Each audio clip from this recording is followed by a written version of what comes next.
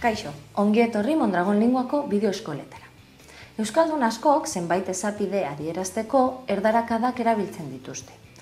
Hau da horietako bat. Ake ez dago, edo ake bai, ake ez.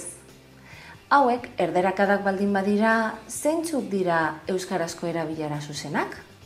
Nola esan behar ditugu esapide hauek euskara zuzenean? Ake bai esan ordez, baietz edo baietz ba esan behar dugu. Ake ez esateko, ezetz edo ezetz ba erabili behar dugu.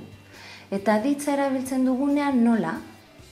Ake ez dago, esan beharrean, ezetz egon esan behar dugu. Ake ez dator Mikel esaldiaren ordez, ezetz Mikel etorri. Goazen bada ikasitakoa praktikan jartzera. Norbaitek ez du sinisten esaten ari zarena egia denik. Zer esango diozu? Baietz ba. Ondo. Zure lankideak ez du gertatutakoaren informazio guztia eta bere interpretazioan guztiz oker dago. Zer esango diozu?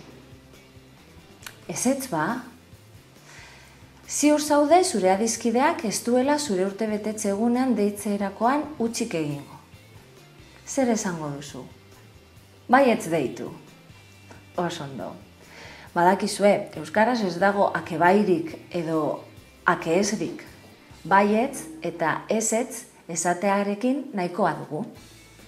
Hurrengora arte.